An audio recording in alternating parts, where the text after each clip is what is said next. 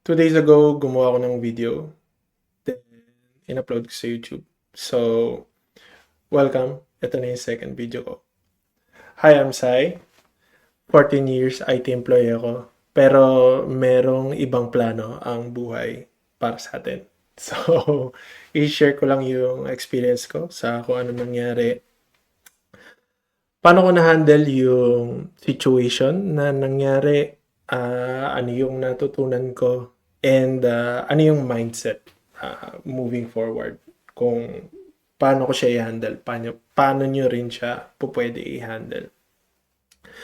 So, isa akong business analyst. So, nasa gitna ako ng IT and business. So, ako yung nagta-translate ng mga kailangan ng business para gawin ng IT team or ng engineering team. So, doon nabubuo yung product. Ako rin yung nagki-clear ng requirements, ginagawa yan technical to non-technical. So, ganun siya. Ganun yung ginagawa ko. Kung paano ako napadpad sa pagiging business analyst, pwede natin siya i-discuss sa ibang video. So, last week, nagkaroon ng restructuring yung organization namin and impacted yung position ko. So, ibig sabihin, hindi na nila kailangan ng business analyst and ayan, nandito tayo sa situation ngayon na meron tayong time para gumawa ng YouTube and at the same time, naghanap tayo ng work. First time experience ko siya for 14 years. Hindi pa ako naka-experience ng ganun. Kaya hindi ko alam kung ano yung dapat kong maramdaman, ano yung dapat kong i-react. Pero sinabi ko na lang sa sarili ko na hindi to unique sa akin, nangyayari din to sa iba. Yung initial reaction ko nung in-announce yun sa office, tulala. Hindi ako makapaniwala na in the next few weeks or days, wala na akong work. Hindi ko siya ma-digest ng tama sa utak ko kasi nga first time ko na experience 'yon. So talagang parang tulala, paano ko sasabihin pag-uwi sa wife ko na okay, ito yung nangyayari sa business, hindi na nila kailangan ng BA, so baka mawalan din ako ng work. Yung ganun setup. So, paano ko siya pinrases ng day one? Para pa rin siyang panaginip dito. Sinulat ko dito. Para pa rin siyang panaginip. And then, worried ako. Ganun. Na walang papasok na pera. Then, nagso-support pa ako sa parents ko. Pero ibang video na yun. Pwede natin pag-usapan yun. Then, first time nangyari sa akin. So, parang tinake ko muna siya all in. Meron kang para kang nag-grief, ganun. Malungkot talaga. So, tumakbo 'yon hanggang weekend. Hinayaan ko lang yung sarili ko mag-process ng kung ano dapat kong maramdaman.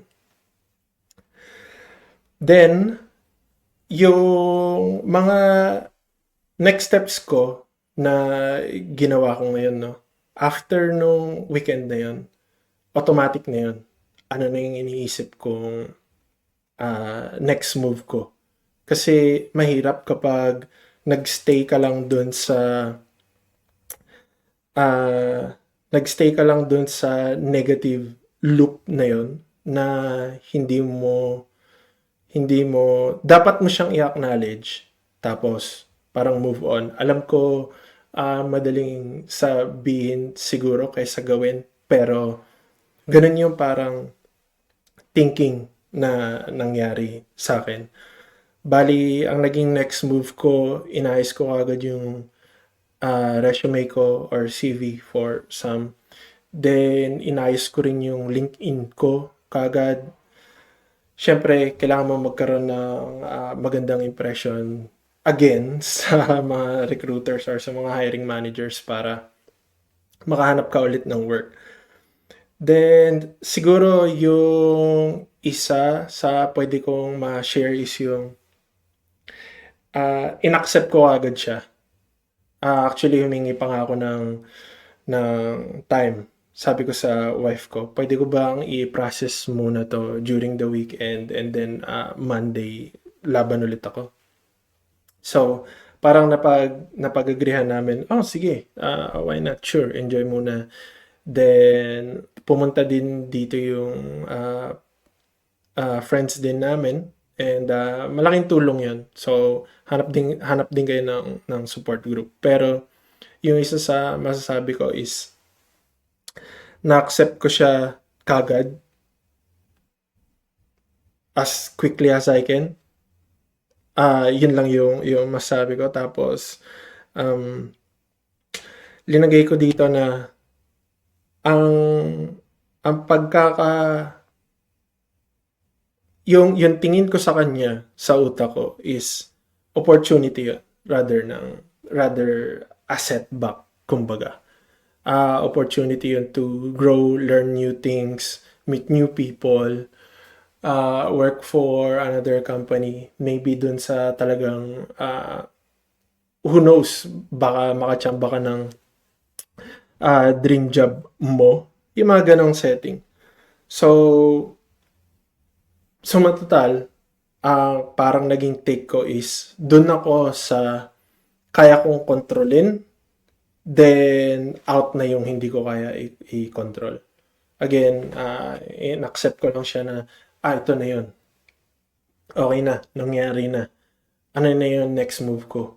Kasi kung patatagalin ko pa, baka in the long run, ako yung mahirapan in the process. So, yun siya. Dun ako nag-grasp sa kung ano yung kaya ko kontrolin. Tapos yung hindi ko kontrolin, hindi ko na iniisip. Nasa edad na ako na yung mental capacity ko dapat sure ka na dun sa kailangan mong mangyari. Tapos, wag mo na isipin yung mga hindi mo kaya kontrolin, yung wala kang mababago. Yun siya. Bali, ang mindset na nakatulong talaga sa akin is acceptance. Mm, reality na kasi siya eh. Hindi na siya mababago. I mean, kumbaga the decision has been made. So, kailangan na kagad i-accept mo na yon. Then, give yourself some time na mag-grieve. Okay lang yun.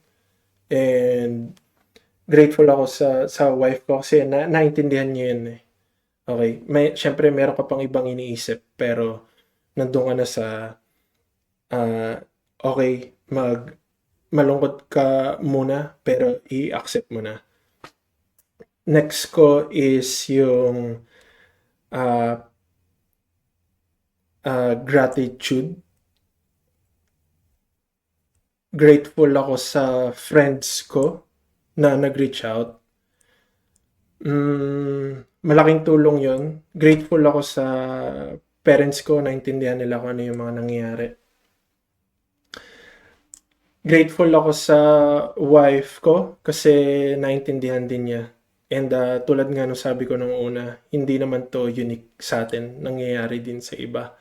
Pero ang kaya lang natin gawin ngayon is kung pinapanood niyo tong video ko, magkaroon tayo ng sense of yung learning, kumbaga, na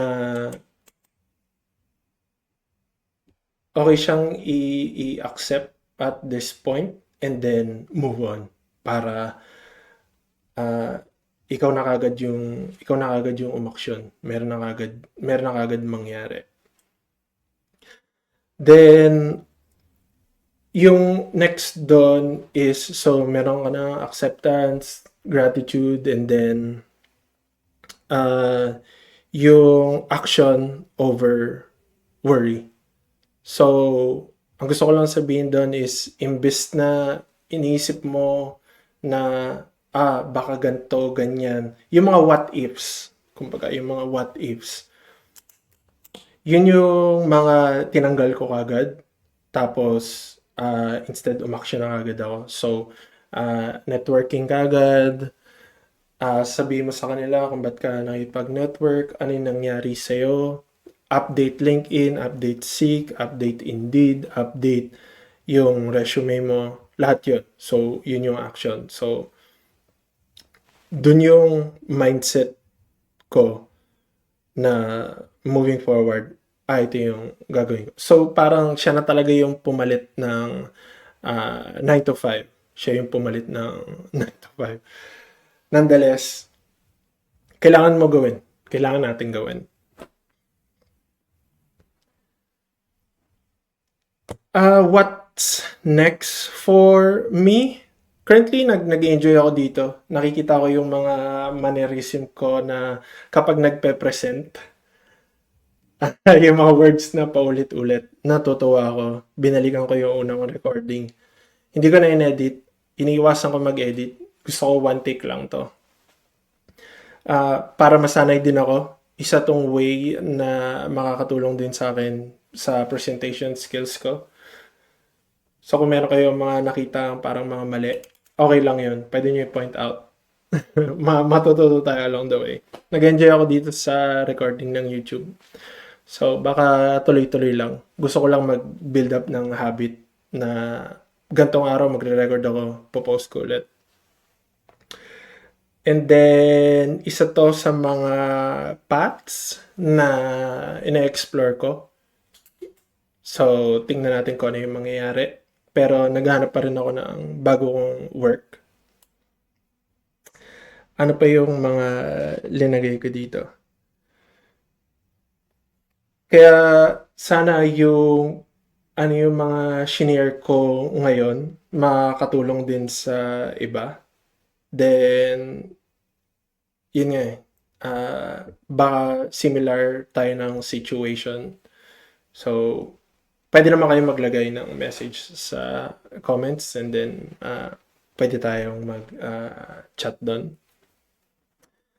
Then, closing thoughts on this video. Ba't ko lang na-share? Mahirap. Mahirap talaga. Wala akong ibang term na maisip. Talagang nahihirapan ako. Kasi isipin mo yun, mag-edit ka na naman ng CV. Mag-start ka na naman from interviewing. Again, ilang stages yon until makakuha ka ng work. Pero, ang gusto ko lang is, well, para sa akin and para sa inyo, isipin na lang natin na start siya of something new and better. Kaya kailangan tanggalin na natin yung mga bad juju natin. Ayun. Nanggaling na ba kayo sa gantong situation? Pwede nyo naman i-share sa baba para makita ko rin and paano nyo siya hinandle. Okay. Yun ang second video natin. Thanks guys. See you on the next.